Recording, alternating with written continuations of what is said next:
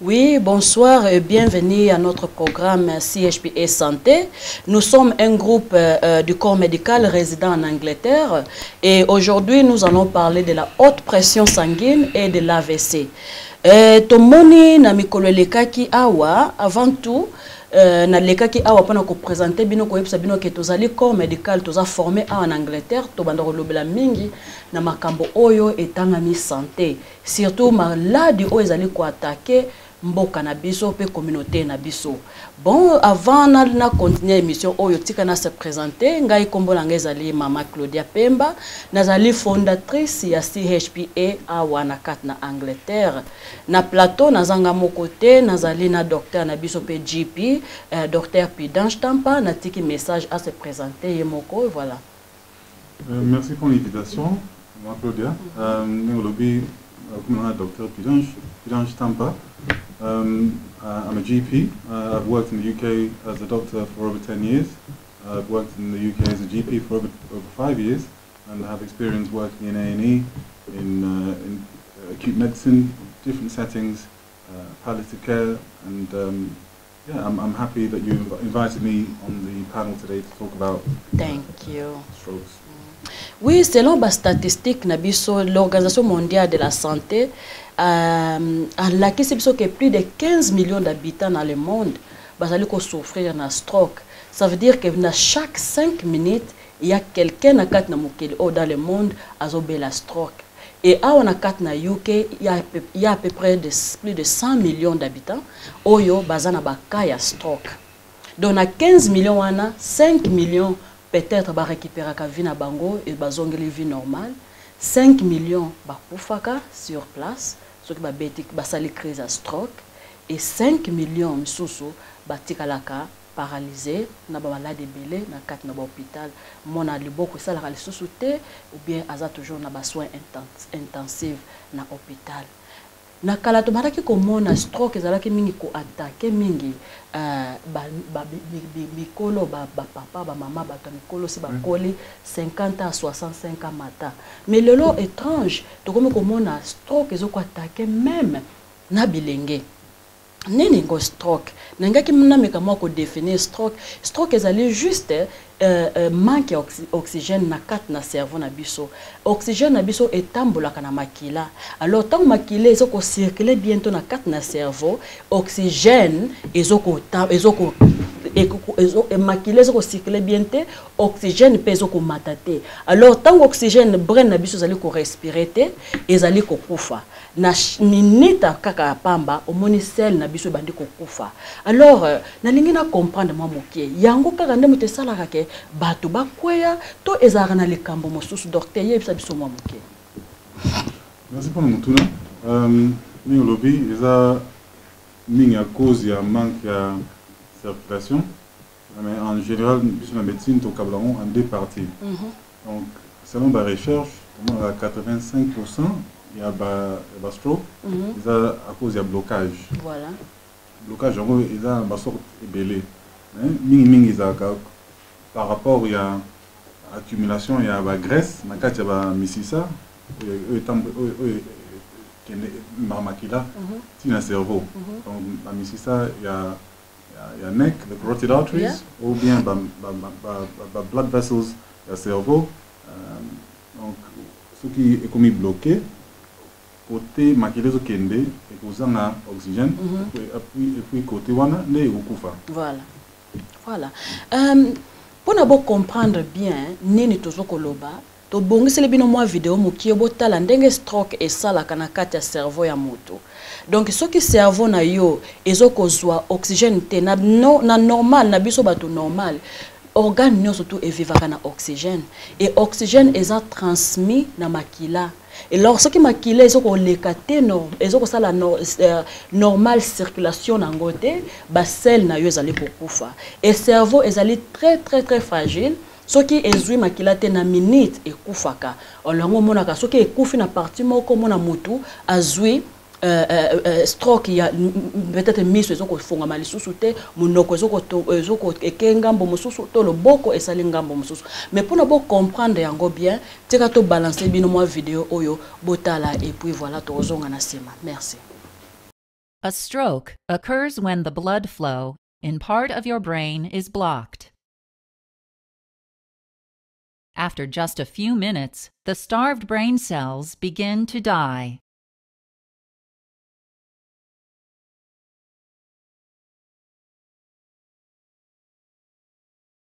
Normally, the brain receives blood via two major pairs of arteries,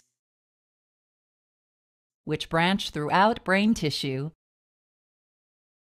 and supply your brain cells with a constant flow of oxygen, glucose, and nutrients necessary for their functions.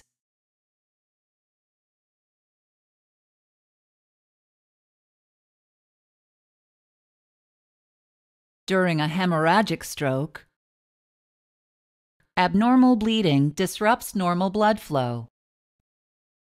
For example, in an intracerebral hemorrhagic stroke, a blood vessel bursts, spilling blood directly onto your brain, while robbing the intended tissue of nourishment. Both the hemorrhage and lack of blood supply, called ischemia, destroy brain tissue. A subarachnoid hemorrhagic stroke occurs when a weak spot in a blood vessel wall, called an aneurysm, bursts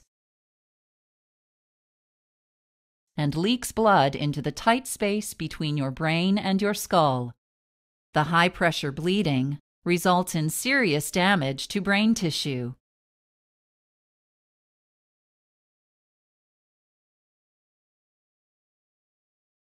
Immediate treatment for your stroke may help to minimize brain cell injury and death. In the case of hemorrhagic stroke, emergency surgery may be necessary to repair damaged arteries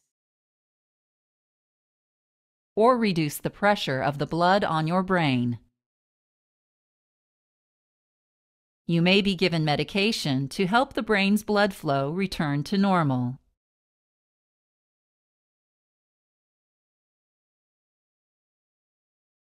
Welcome back. Merci beaucoup. To yambi bino lisusu na kat na plateau o ezali émission na bino CHPA santé to andoleka chaque dimanche na kat na Congo synthèse to andolobela na makambo o etangami santé. Na émission na biso lelo tozali ko lobela sur stroke to meki ko laksa bino ninge nini stroke kenda ko sala na kat ya cerveau ya mutu. Docteur yebisanga nano cause ya stroke ezani. Ba cause eza moins ebele. Mais la cause majoritaire la cause par rapport à mode de vie donc recherche et l'accès qui tension so ils are très élevé if you have say high blood pressure or you've got high cholesterol or you're very inactive and you've got either a problem with your sugar levels like diabetes or other health problems. This can lead to complications which increase the likelihood of developing a stroke. So those are the cause. One is about cause ya stroke. Yes, so stroke nintolobi is a des sortes. Soit makila e panzani na mutu. Oui. Mususa comme faible et puis e panzani. Ming à cause de tension. Oui. Ou soit blocage de salami na circulation. Et ils permettre makila est emblaté dans le cerveau.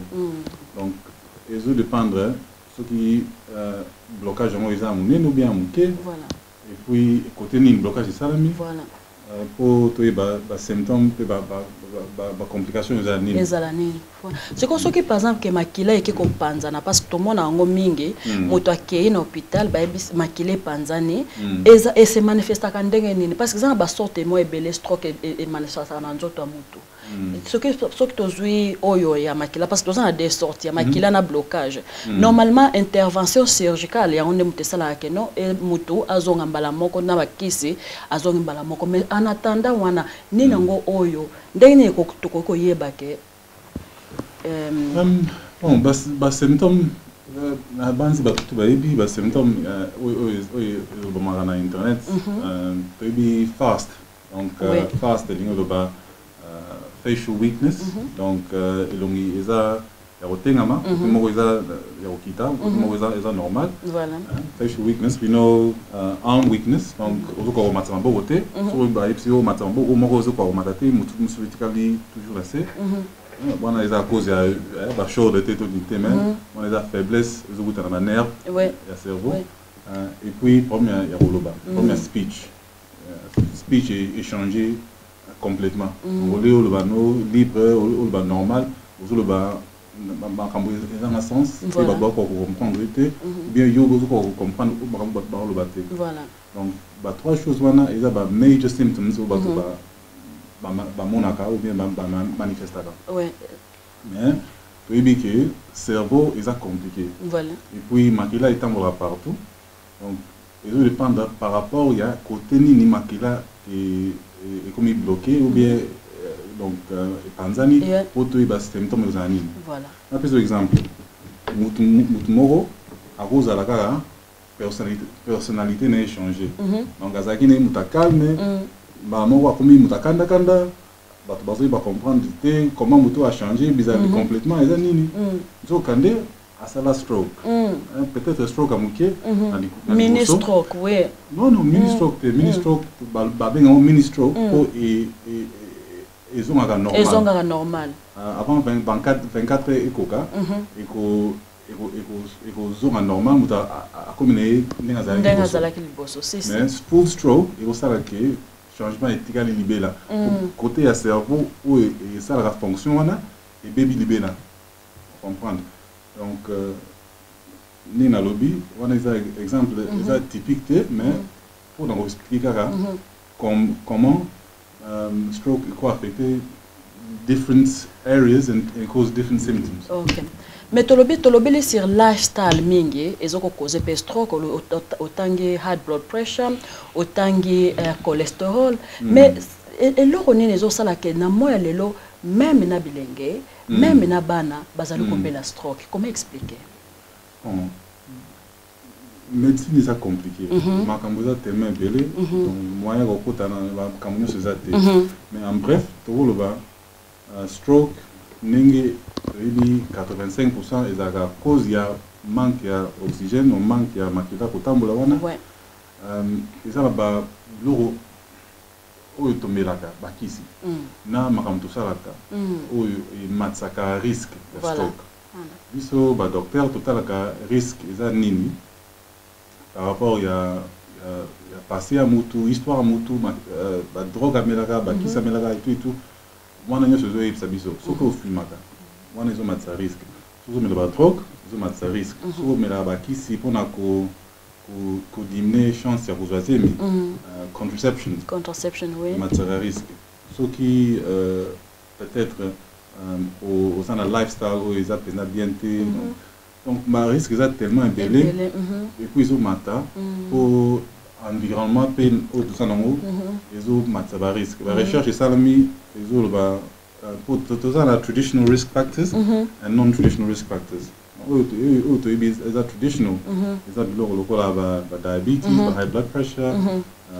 biloko bon smoking mais eza biloko mosusu eza non traditional par exemple pour la pollution voilà pollution oui eza moko ba risque donc ba heavy chemicals ba heavy metals eza na mai eza na atmosphère on a fait quelque part bazolo ba eza likely moko ba risque oyo ça là que volume ba struggle mata eso mata strange c'est quoi na bana mike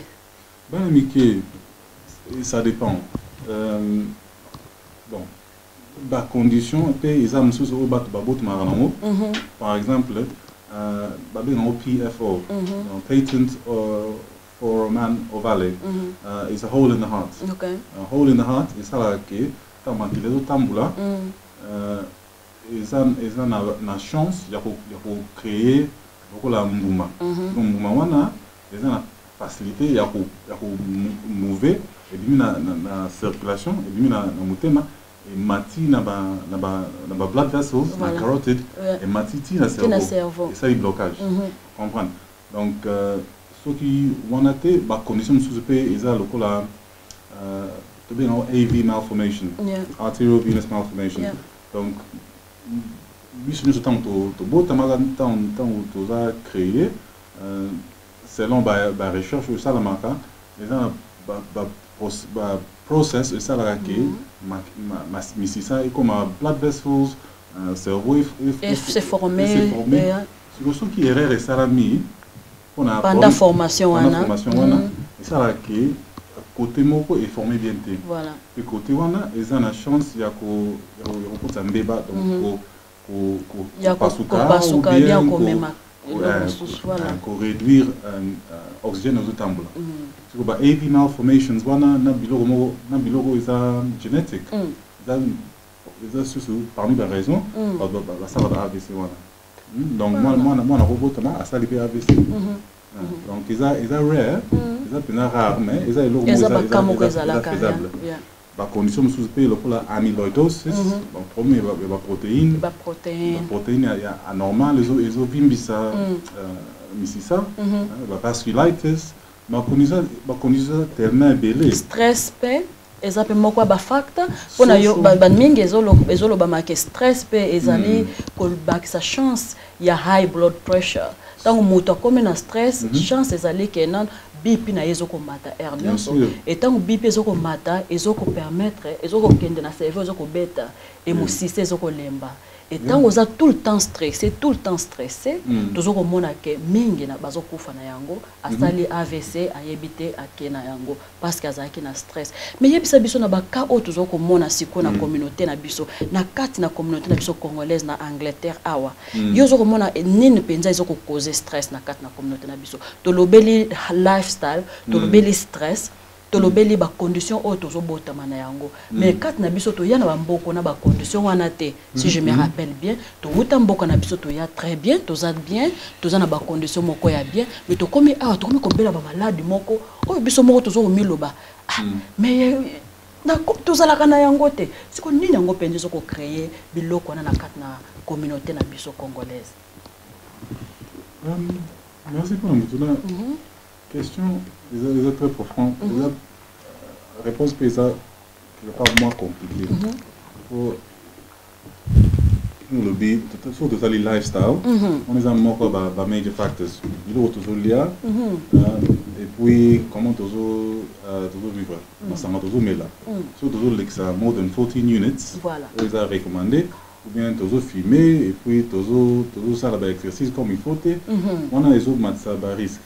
Pour ceux qui totalement bien, Makila ya moto à jeune, Makila a pépélé, ça light. Voilà. Mais avec le temps, tant toujours là, misi ça comme makasi, et Makila comme kilo. On a beaucoup de kilo wana, et ça là qui ils ont avancé bah ou te bien atheroma. Bien blocage na kati ya misisa blocage peut-être au sala na mutema au la heart attack mais au sala pe na ba carotid arteries ou bien ba arteries na kati ya cerveau ba blocage wana ils ont la chance de bloquer complètement. Et puis si vous bloquer complètement, en tout cas ils ont passé. Donc lifestyle is normalement. Lifestyle is the big one. Big one na kat na communauté na biso. Wana na bandi is the main problem. Mais à part ça, ils ont une recherche ça m'a pas tout confirmé en mot, tout confirmé en mot. Sur total il na ba livre et puis na ba recherche. Tout le monde a fait des maladies, peut-être problème il y a rein, problème il y a diabète, nous avons un diabète à éviter, nous avons un problème à éviter, nous avons une tension à éviter. Et puis non mais là ça n'a bien, nous bien, 30 units, 40 units. Mais avec le temps, ils ont des conséquences, ils ont des risques. Pour le lobby. Peut-être en tout cas bandeko na biso bozali koyoka biso toza kolobela mingi sur stroke. Alors avant to kende na moi break to inka na rappeler que life style na biso ko vivre na kat na bamboka oya poto to ye et yango ezoko mema pe mo malade belé na kat na communauté na biso mingi to komi na ba vie moko oyo ke oyo to banda ko menete na mboka na biso kisasa ya komela mingi ya stress pe mboka oyo mosala pe ezo pesa biso stress na mboka oyo. En tout cas raison na na souligner pour balobi majorité ya bato ba yaka ba immigré. Voilà. Mais tant que tellement beaucoup de racisme. Voilà. Beaucoup de un système où ils sont complètement différents. Différents à place de route. On est ça là peut-être isolé. Comme un social stress. Voilà. Et puis comme un stress par rapport à racisme atana ba couple place to ko vanda ba couple moi c'est mobile et stress eza na kat na ba couple et so ko créer makambo belé na communauté sur total bien stress wana eza mingi à cause ya incompréhension entre couple et puis ba première finance bon no ko ta no muzindo makambo mais ba cause eza belé si stress eza moko ba facteur ya makasi surtout na communauté na biso ndenge papa lobby docteur na biso lobby ke to yaka na bamboka oyo tozoluka musala tozoluka vie tozoluka ndeni to kokoko zwa vie to sunga bande ko totika na Congo oye awa stress oyebi langue te dede oyebi ba misala ezate il faut obundana de gauche à droite donc stress eza makasi et surtout ce qui peut ozwi pe molonga mi oyo azoko sunga yo pété azoko bakisa so stress ya oyo eza déjà na vie normale et comme capacité on mona mingi bazoko koya na baka oyo tozoko lobela ya stroke to stress à moka quelque part ezo comme ça bato bazo travailler na UK babumbuté peut-être ça moi dur mais tellement bato bazana bolingo pona bandeko bango na Congo bako se sacrifier bako travailler dur bako na katongo bako tamola na neige na bako mission nyonso pour basala quelque chose bazwa kaka loko batinda na bandeko batikana donc Congo pe kuna pe na ezoko sunga biso awate na kati ya ona d'une façon oui souci amutunyo seza famille eza bien tellement famille za munene eza pas si pour aider ba nyonso comme bango bazo linga ou bien comme mogozo linga eza pena passe. D'accord. Donc, il y a une break, la bino dans quelques minutes. Nous allons CHPA Santé, Botala Makambo, nous allons na kat namboka oya Angleterre. À bientôt. Nous sommes CHPA, Association des professionnels de la santé congolaise.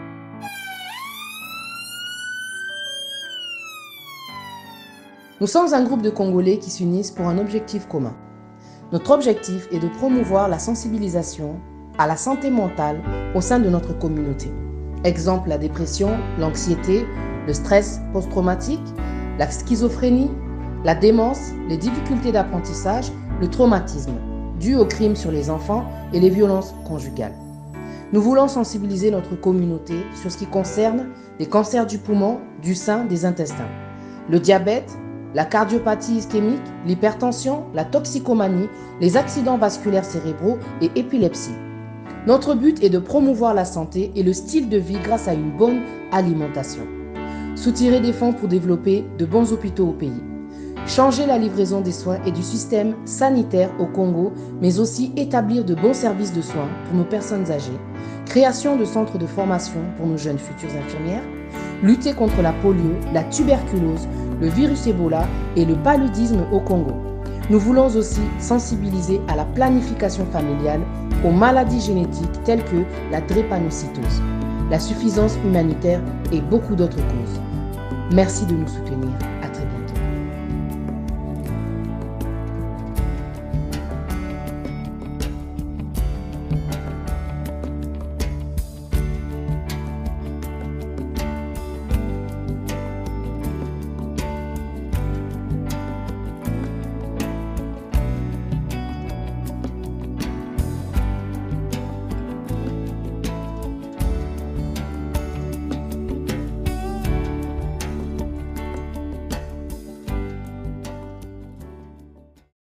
Ok, bienvenue, bande kolanga, to yambi bino susu, tozo kolobela sur stroke, so bino bo joindre biso siko, tozo kolobela na makambo etanga mi stroke na kat na mboka na communauté na biso en Angleterre, ni nango stroke pona nini ezoko beta bilenge na biso ezoko beta bakolo ezoko beta ba jeune tozo yeba tezo ko wuta watu meke kolobela mwa mukie ba cause ya stroke, symptôme nango e bandaka ndenge nini. Siko tozo kende na mwa mukie docteur yebisanga mukie na yebi ke ce qui tous en des formes à stroke, tous en a stroke ou panzana na makila et puis et sali keno et kota ba.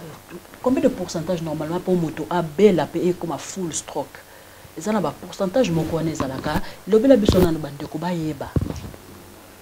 Bon, ba pourcentage ya bato bazana malformation ou bien aneurysm. Donc bon, 1% of the population goes on an aneurysm. Aneurysm, peut-être on a symptômes. Mais aneurysm est la faiblesse et vimbi makasi donc si ça me vimbi aux états samakila ils ont la chance de pas parfois ils raté génétique. Donc dans le bureau on a ceux qui moni landani na famille mo bazo be ba AVC peut-être bazo baté bazo comprendre que et vous appelez à cause ya le bon. Mais le pourcentage de bateaux hemorrhagic strokes est à 15% de la totalité. En UK, c'est à 100,000 on va chaque année strokes. So, ce qui te le dit bon, tu vois que moi nombre mais à part moi oui ben ils sont majoritaires, ils ont ischemic strokes, ils ont pour même il y a là tout le temps bien été. Si vous avez des symptômes, vous avez un temps mérité. Si vous avez des symptômes, weakness, speech disturbance, problems, na de malformation elongi maboko ezoko tomba malisusu te miso etomba melikolo soko moni ndengwana mbala moko bengi no 999 no bengi ambulance pour l'hôpital pour ça on a 3 hours pour na kozwa tonga pour reverser effet reverse the effects of the strokes so ils a à cause du blocage puis ils ont parmi bateau baza la contre-indication T. Par contre, et puis et reverser encore. Mais c'est quoi que ça les full blow? So 3 hours ou bien 6 hours de l'équipe. Et comment il ko manage, puis ko manage par complication, et puis ko aussi la investigation, et par cause non ils a gagné. Pour ceux qui osent peut-être un problème, mais bien ou bien on a hole na heart, on a PFO, ou bien on a condition mais on sommes pas là. Par contre, le bail va pas traiter condition wana. Donc et doit lui bosser ba ça là, so ba na AMI, ba ça la brain scan, un CT ou MRI scan ou un MRA. Scan ils a spécialisé pour batala, mais c'est ça et puis cerveau. C'est cerveau, ce qui changer. Pour mes alaka parfois, au stade de stroke, même si on a un changement dans la note, monsieur le va répéter CT scan after a few days or after 24 hours pour battre là ce qui changement ça mais et le ça tout est ça symptômes ça non on a déjà ça suffisant pour aucun soit et pas GP ou soit na NA ce qui est déjà dans niveau que vous avez maintenant beaucoup de temps, vous avez bien été long échangé, en tout cas, on a aimé. C'est quoi ce qui parce que bakaming ndeke ndeko tozana ndeko moko bandeko mingi andenge tozoyo kama solo mingi mona bakoti koma appliquer crise à stroke et côté mba moko koma azoyeba lisusu te siko soki yo ndeko moko akutani na ka ya ndengwana eza na ba position oyo koki ko placer moto po obenga na pona ko éviter effet siko position nini bandeko na biso bayeba soki akutani na ndeko oyo asali déjà crise à stroke à côté déjà na coma et qu'ils ont bougé sous ta zone de société il faut que tu aies une recovery position à bien 999 mais expliquez-moi moké to comprendre ba étape on ndeni ba koki ko salela bon recovery position is a recommended so you mutaza unconscious or unresponsive tant ça la basic life support bien CPR la sa position là pour prevent mutu à une complication après déjà à un insult so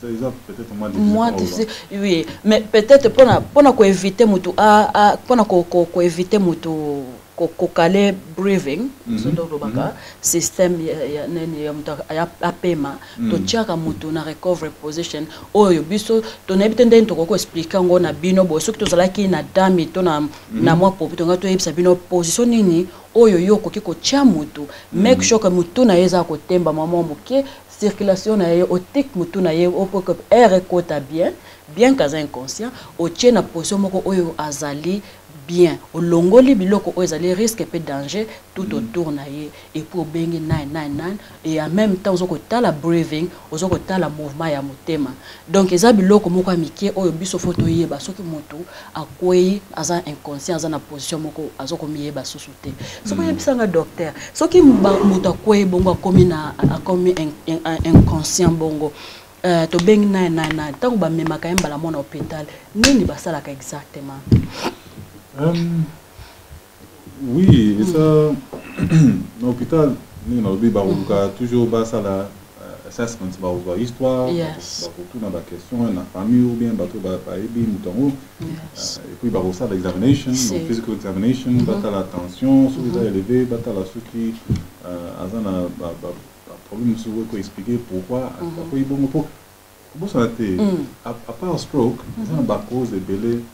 Makamibele ko sala ke mutu akoya bongo donc hypoglycemia sur le sugar kiti makasi donc ma première mungwa ma première ndenge na ndenge donc ba ko sala liboso ABCD ndenge za toujours na médecine ba sala ke airway is open breathing is bien bazo monitor below one mais so ba na suspicion of stroke amuta komi na neurological deficit donc comme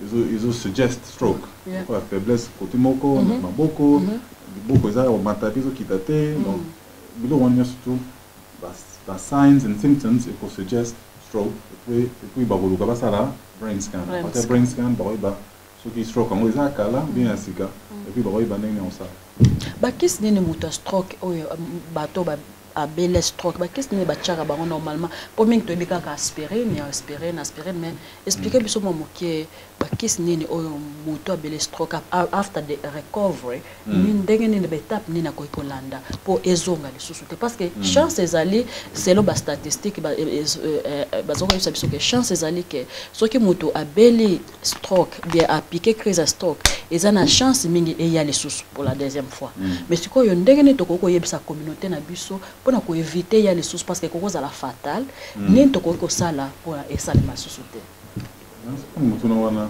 elo surtout na eza auto benaka secondary prevention donc ozo banaka ya mutu a asali stroke à liboso ma memi na stroke unit stroke consultant ou stroke nurse asali ba investigation ba bani traitement pour na stabiliser puis ba memi soit na recovery room ou bien na recovery ward traitement is a plus pour ko diminuer ba risk factors. My risk factors local high cholesterol, high blood pressure, problème il y a rythme, so qui me zobeta ban ou bien zobeta biente, par condition local atrial fibrillation, la condition moko tema zobeta anormal, zobeta local zobeta rythme zobeta penda biente, on est ça là que chance ya stroke et landana, c'est à makasi. So ni basali investigation wana surtout ba moni ba risque wana par plus ba kisi o isengeli pour maintenir tension na eux à contrôler ils à moins de 140 sur 90 et puis cholestérol nous à moins de 5 millimoles et puis batali ba risque ba sugar ceux qui ont un risque de diabète parce que ba retraiter biloko nyonso ils ont ça risque, la stroke et se répéter. Mais, ce qui vous a permis bateau, où il y a un blocage na carotid arteries, na ba misisa, où il y a na kingo, bah pour examiner, et puis sur va montrer que le blocage est significant. Bah ça, peut-être bah quand ça peut, bah ça l'opération. Opération pour unika ba mafuta wana nyoto ezo kanga makila ezo permettre makila etambola te wana nde eko diminuer sous risque encore mais par contre pe ba robanga ba boya ba traitement wana mais ba traitement c'est très nécessaire. Ouais. OK.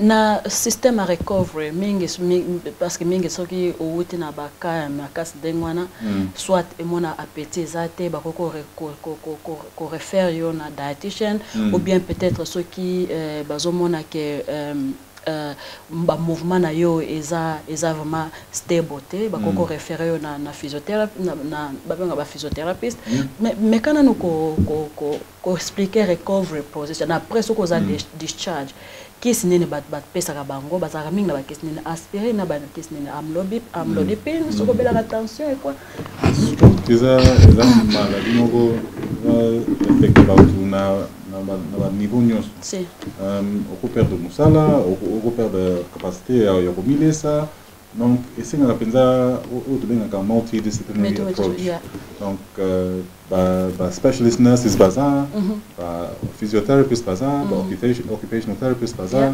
ba ata ba pharmacist baza mais mingi peut-être ba bandana speech and language therapist pour confirmer que ozo swallow safely. Donc ba la ndenge biloko sokota na monoko ndenge ezokota na gorge ndenge ezokita tina na kati ya estomac eza ba test be basalaka ba barium meals ba video fluoroscopy on a sokota la pour confirmer que swallow is safe so ba moni que ozo lia bien te ozo la capacité à swallow te ba oui ba que ozo la risque ya obela so ba patiki o lia biloko normal donc ceux qui va sali investigation après on a ba traiter soit par plus au biloko ils ont moins kilo aux en facilité à recevoir soit par vous permettre yo liaté par plus option soit par rouler sur na NG-tube ou bien na gastrostomy donc va ça opération ba tube tina estomac comme ça va aller sur estomac et puis traitement les physio et comme Roland là toujours autre barota ndako so senga basa la adaptation ndako kutsa yo na kati ya ndako pour ko aider au matapi ko kita na mbeto bien na kiti spécial basa ba bilo mwanyo surtout. Merci beaucoup docteur. En tout cas chers amis tozo koma na suka ya émission na biso bomeki ko landa mwa mukie ndenge tomeki ko débattre mwa mukie stroke ezoko pesa biso nyoso mayele ya koyeba ndenge nini tokoki ko éviter yango ou bien soki ekomeli biso ndenge nini ba process nini tokoki kolanda pona to secteur to kende na recovery stage facilement. En tout cas tokozonga lisusu na ba émission ezo kolanda tokoyana ndeko moko oyo ye moko abelaki stroke akomeka koya kopesa biso témoignage na ye nini ya monaki nini salemaki abela stroke po tozomona stroke ezo koleka na mingi na communauté na biso tozo ko perdre bato belé bato bazali ko kufa parce que toza ko yeba te comment tokoki ko résoudre comment tokoki ko sunga soki mutu tokutana mutu azana appliquer crise à stroke nini photo sala alors to comme na soka émission na biso ma vente kende to balancer bino susu moi vidéo oyo ya CHPA botala misala ni tozo ko sala na kadna UK awa. Merci. Nous sommes CHPA, Association des professionnels de la santé congolaise.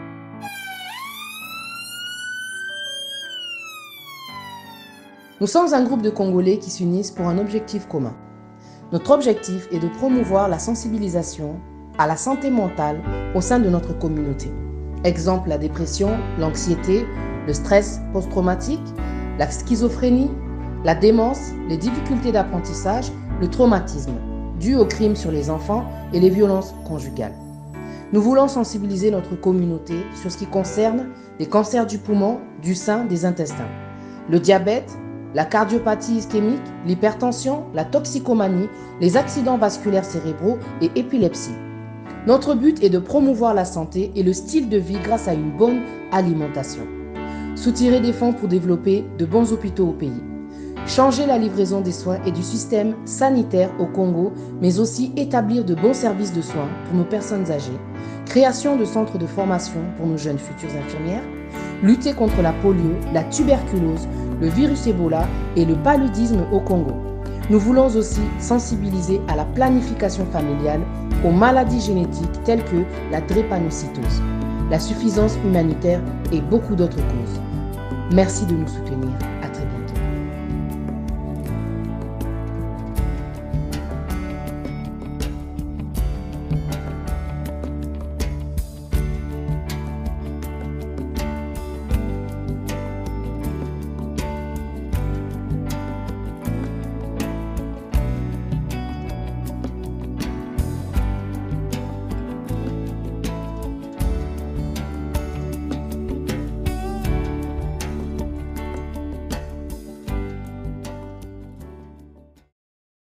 Ok, welcome back to zongi na émission na biso to komi na soka presque na soka ya émission na biso en tout cas esengo mingi ya kozala na plateau na docteur Tampa docteur tozali ko clôturer mono soka ezali nini pona le kambo etangami stroke na kat na communauté na biso na mboka UK. Ok, merci pour I think the thing to understand is that a stroke is an emergency, and if you experience symptoms that are new and persistent, within or lasting up to 24 hours or more, then you should either see your GP, or if you're particularly poorly, you go straight to A&E and have an assessment. There's lots of treatments, and there's lots of reasons people can develop a stroke. So once you have either a TIA, a mini stroke, or have a full-blown stroke, you should definitely follow the advice of medical professionals. Yeah, I think lifestyle is very important. Avoiding smoking, avoiding drinking excessively, drinking in moderation, up to 14 units as recommended, and trying to make sure you look after yourself and avoid excess stress. I think those are probably the most important things that we can say today. En tout cas, merci beaucoup docteur. En tout cas, ndenge bino moko bolandi to meka ko mela masanga na modération 40 units eza recommandé. Tozala mingi na vie na lifestyle moko kitoko mwa sport moko kima mwa mbangu to cheka ka ba BP na biso CHPA toza corps médical na kat na UK tozo ko tambola partout na l'église na communauté na biso tozo ko kende ko kutana na ba ndeko kozwa bango ba bipi ko sala dépistage to bandaki to lekaki na ba église mibale déjà to lekaki na église Mangembo oyo na pesi mbote déjà na pasteur Ogia yambaki biso vraiment na saluer pasteur Ogia na mwasi na ye merci beaucoup na koyamba biso pe to lekaki na église ya mama Mylène na Wembley na pesi mama Mylène mbote en tout cas merci na kena yo vraiment to koleka na l'église ebele to kuta na bino communauté totala tozo ba bipi na bino to yebisa bino ba niveau na bino ba bipi za ndenge nini santé na bino za ndenge nini soko kenda kana GPT pona checking kende osala checking eza très important soko moni ndeko moko santé na ye eza kitoko te conseiller ye akende ko sala check up. Et ça vraiment important. En tout cas, to lingi bino mingi to bandoleka chaque dimanche na 4 na émission oyo to bengi CHPA santé et to kozonga la bino la fois prochaine to koyana ndeko oyo ye moka ko pesa témoignage na ye expérience na ye stroke. Et jusque là, je vous souhaite une bonne soirée. Merci, c'était Claudia Pemba. Bye.